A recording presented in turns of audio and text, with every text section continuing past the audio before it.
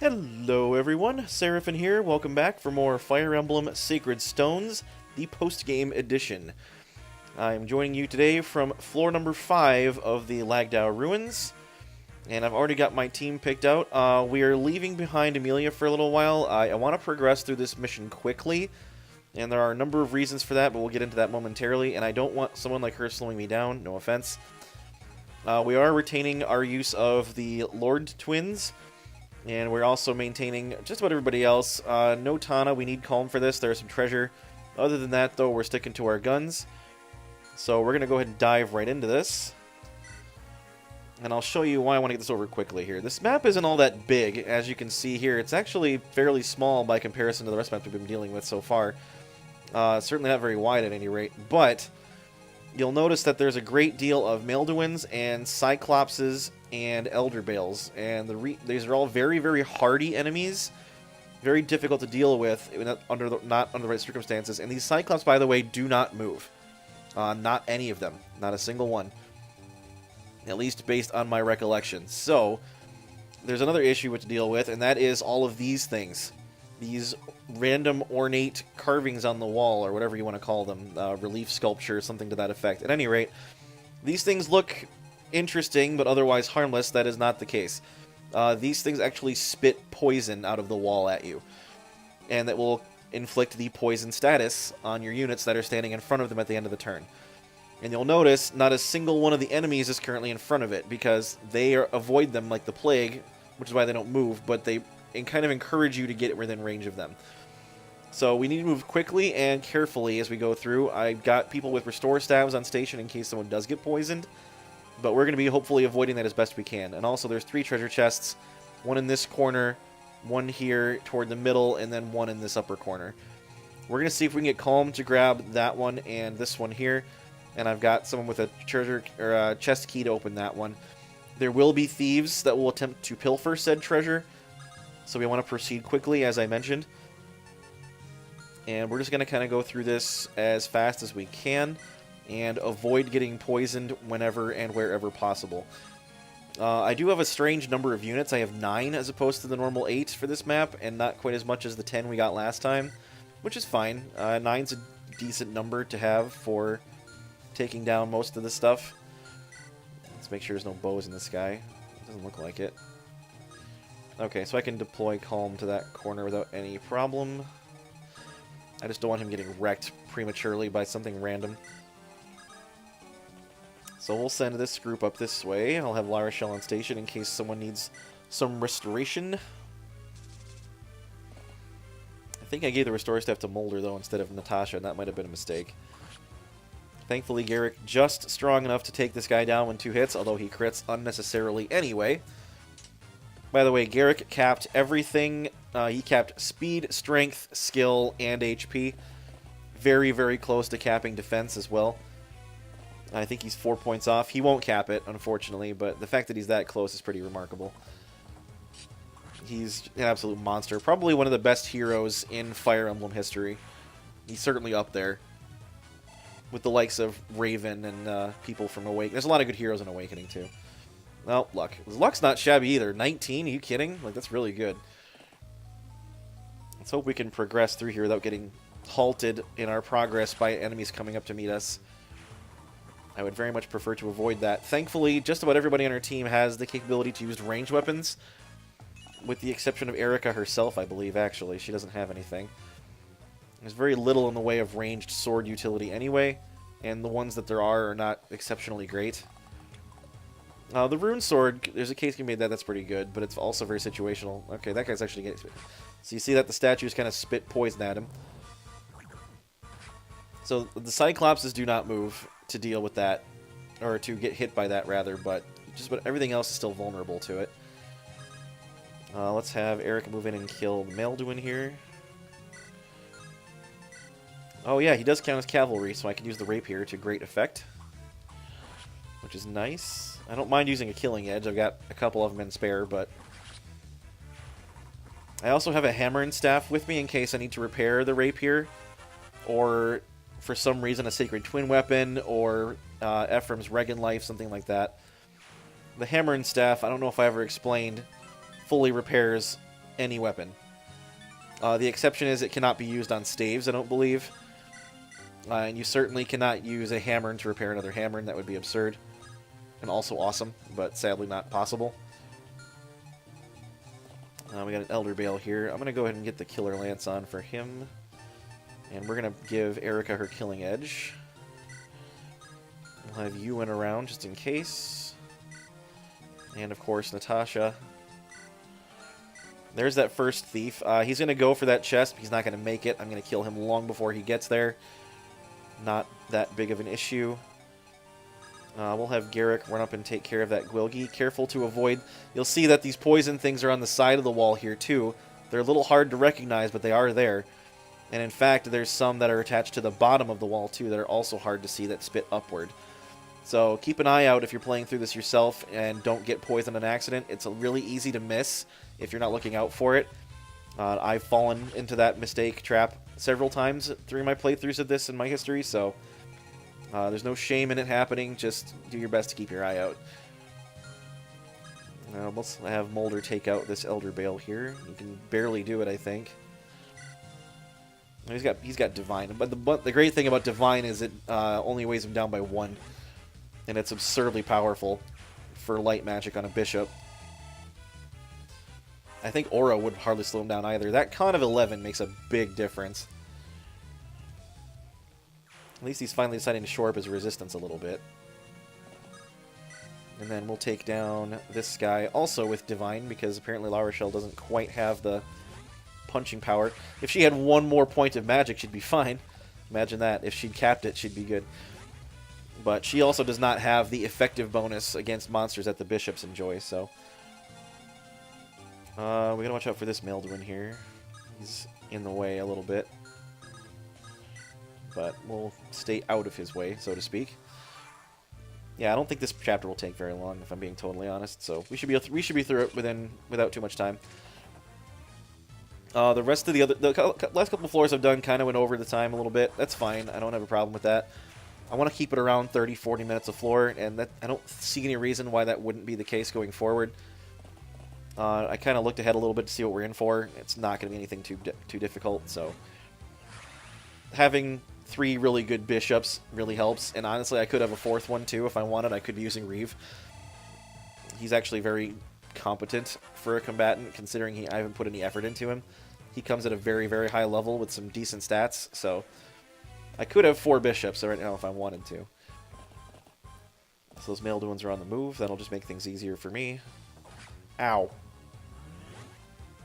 Alright, well, maybe need to switch away from the Divine here for a little bit. It's kind of a very cool animation, Divine, too, by the way. I just think it's interesting anyway.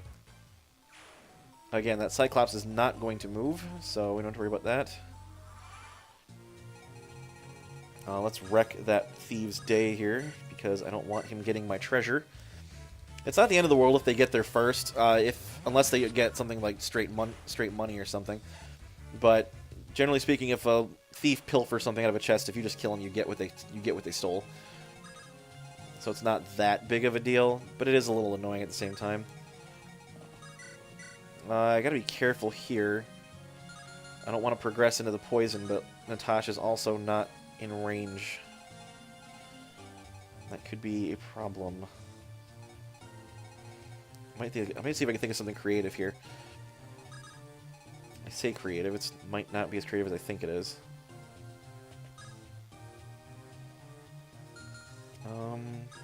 How far can Ephraim and Erica move? They move 7, right?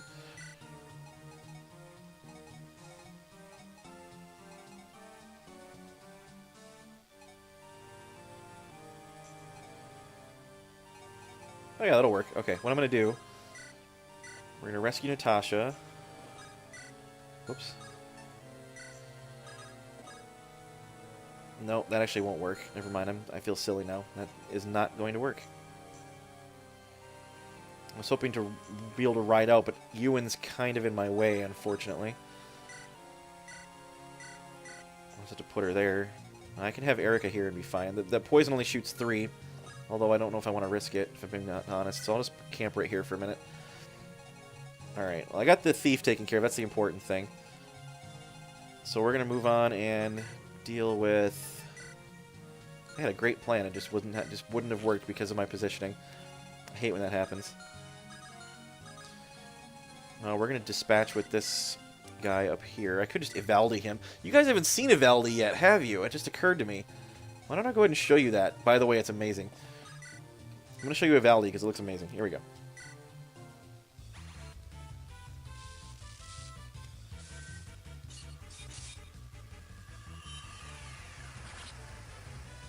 Oh, super cool.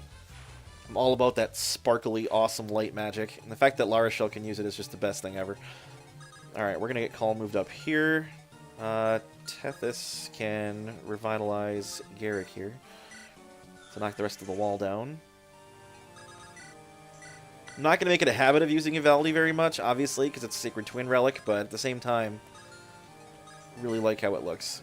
So we're going to move Molder in here. He'll be fine on his own for a little while, I think. Again, the Cyclopses do not move, so he can just plop himself right here. And Lightning's not quite enough to do it, but Divine definitely will. And that Melduin shouldn't do much to him. He can't crit him, so... Bye! It's another level for Mr. Molder the Boulder here. See how we're looking. More speed, good. Speed means more dodging.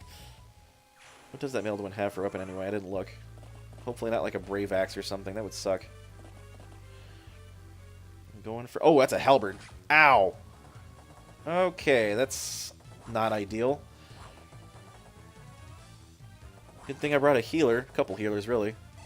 Ewan can heal, too. Let's not forget. Man, that was not nice. Melduins are jerks, man.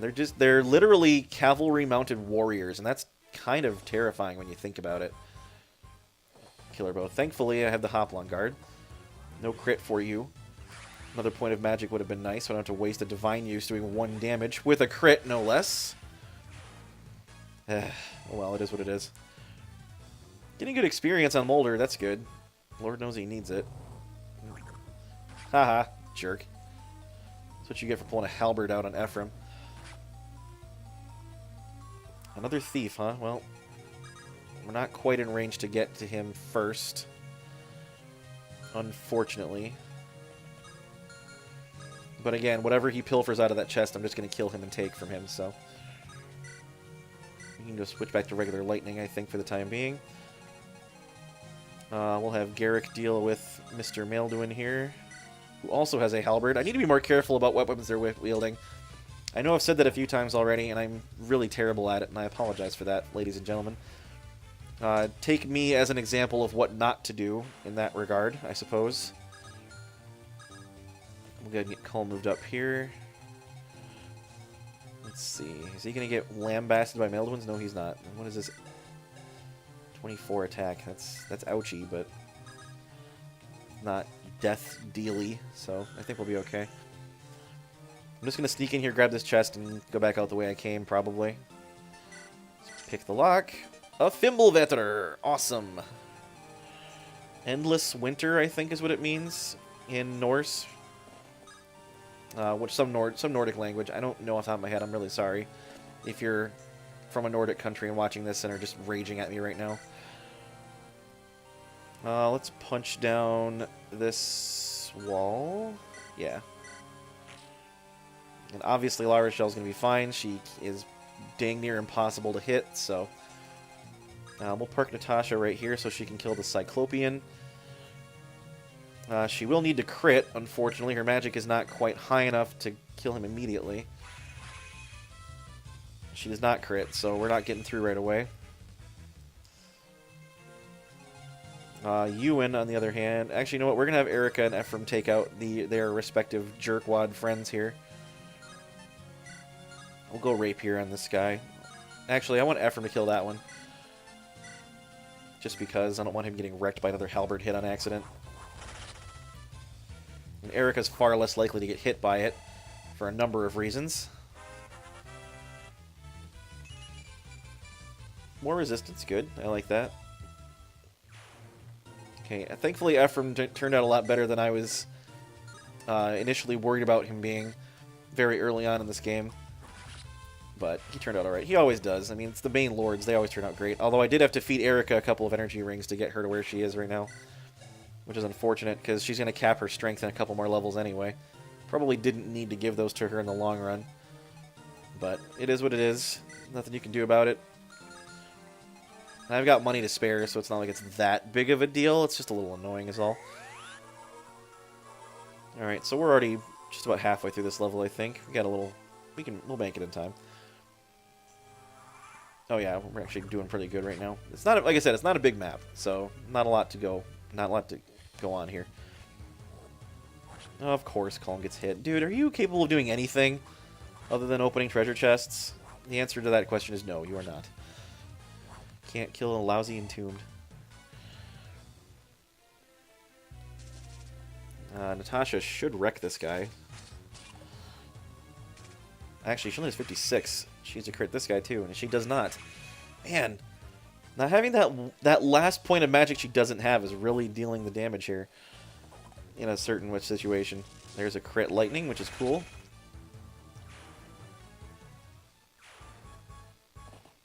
Alright, get at me, suckers.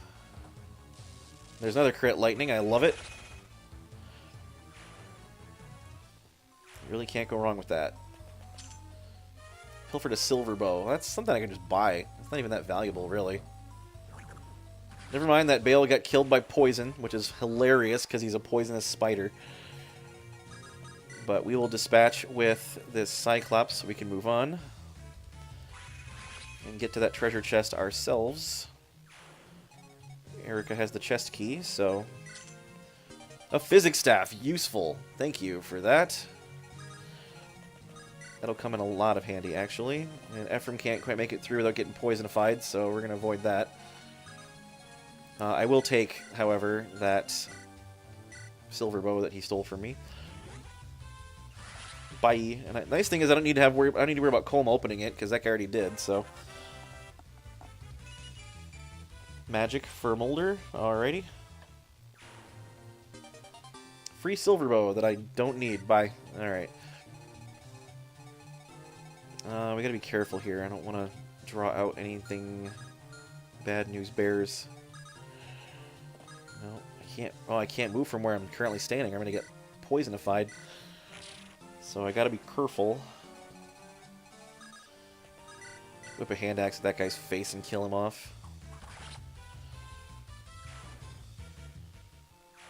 And then we'll get Tethys to let us move again, as she does. And we'll send Garrick up this way, I think. Put him right there.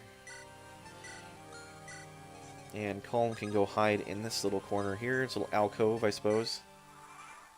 Oh, Tethys is going to get poisoned. She's just in range of it. I just realized that. Well, she has an antitoxin, conveniently enough, and she's the only one carrying one. Because I gave her every method of healing potion that there is in this game. And a pure water. And a Hoplon guard for no reason, because your luck is already ridiculous, but...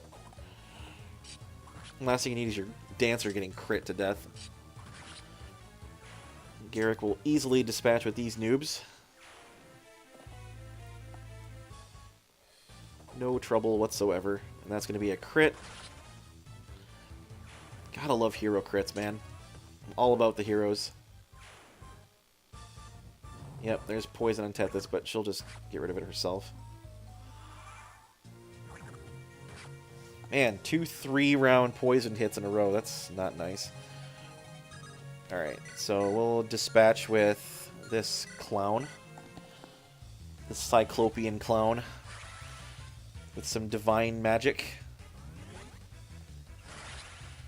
I really wish he would crit, you know, the first time.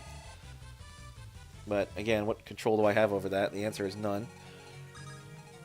We can just Evaldi this guy to death.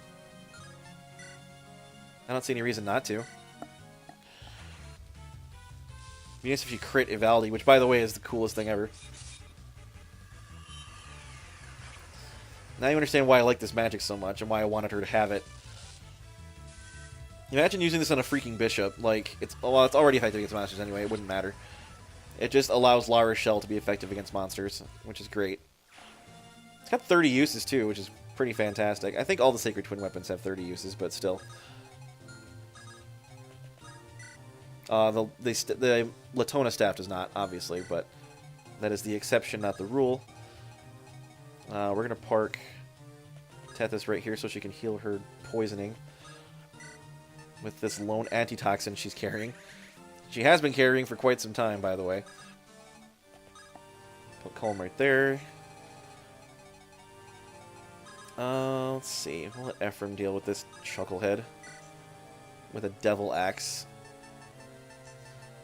Killer should be fine. A little unnecessary, but whatever. Sometimes you gotta go a little overboard.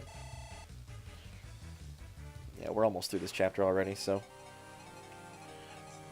Alright, we'll move everybody up one at a time. Give my rapier to Erica here. Yeah, we got like, there's like, what, 5-6 units left to go? This guy's dead. You go up against an Ivaldi-wielding Valkyrie, you're screwed. That's a crit Ivaldi, by the way. 153 damage. Completely overkill, but whatever. Looks amazing, that's the important thing. Oh, good, he's got a longbow. So here's the fun thing. In later installments of Fire Emblem, rather, there are some classes that can use bows other than snipers, but only snipers can use longbows in later situations. Like, I think that's how it works in Path of Radiance and Radiant Dawn, is only the archer sniper class can use longbows. There's other classes like a warrior that can use like regular bows or even crossbows in Radiant Dawn, but not longbows.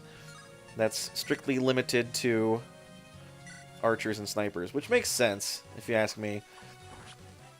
Because they're the only they're foot mounted. They're not, you know, I don't know, foot mounted. What did I just say? They're on foot, so they don't have to worry about having a horse be in the way to use their bow or anything like that. Warriors, I guess, would make some semblance of sense, but at the same time, they already have axes, so it's a nice way of balancing it out a little bit. I forget Sigline gives her +5 strength. That's pretty awesome. Alright, moving everybody on up. There is literally just these 3 chuckleheads to deal with, and we're out of here. We've already got all the treasure. Nothing to worry about there. So we will be home in time for dinner. And there's only the 3 treasure chests, right? Yeah, there they was.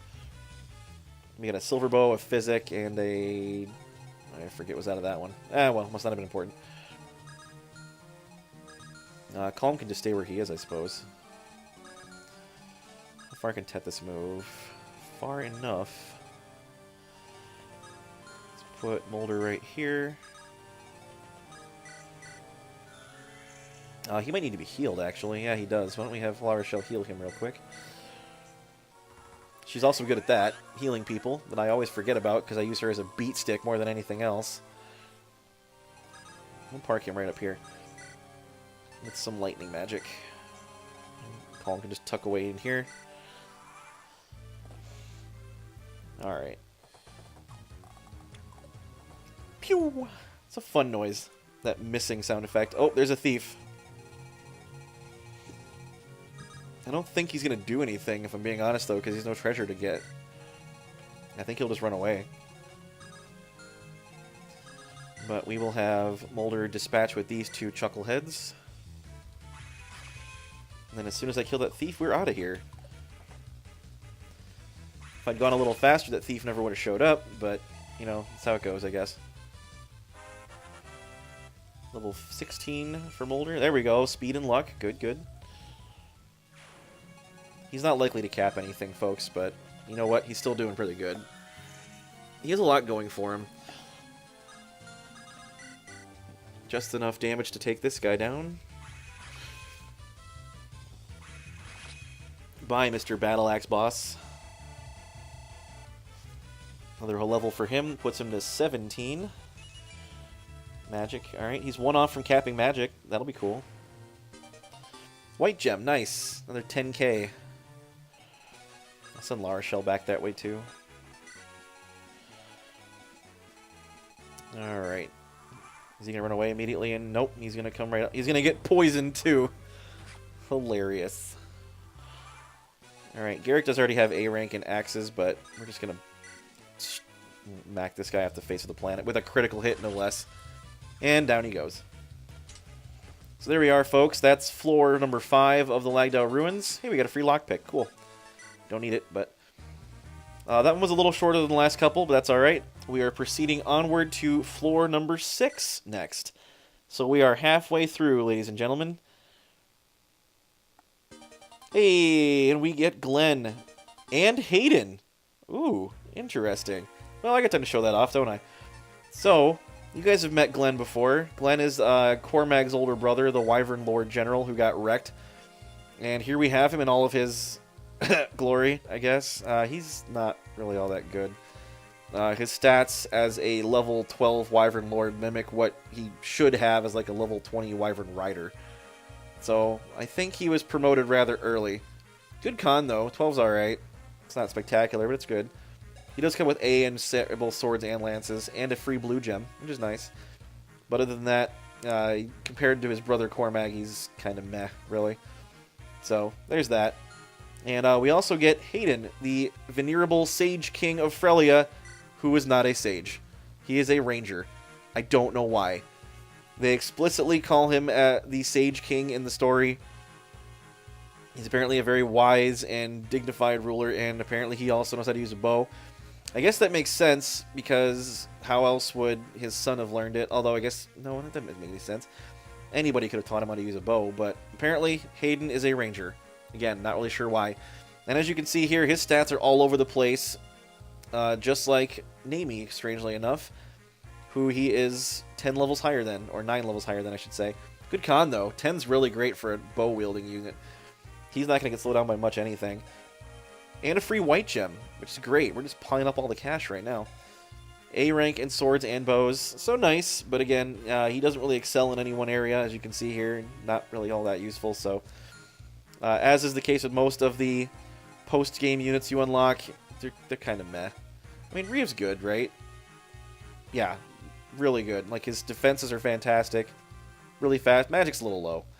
That can be fixed. Luck's not great either, but again, it is what it is. I guess Kalik's alright. He's pretty slow too. Orson's just trash. Like, that's what Seth looks like at level 3. Like, come on. Anyway, moving on. So we got 2 more unlockable units. That is 6 out of the 10. We know for a fact we're not getting one of them, or 2 of them really, because we're not getting Selena from the tower, and we're not getting the 3-time unlockable unit from the Lagdou Ruins itself. So we got 2 more to get, and you'll have to wait and see what those are. So I'm going to get equipped and ready for floor number 6, but until then, I'm going to see you guys in the next episode for floor number 6. So, hope you enjoyed the series so far. We only got a few more episodes to go until we're finished. So buckle up, it's going to be a fun ride. And I'll see you guys next time. So until then, this has been Seraphin. Stay classy, internets.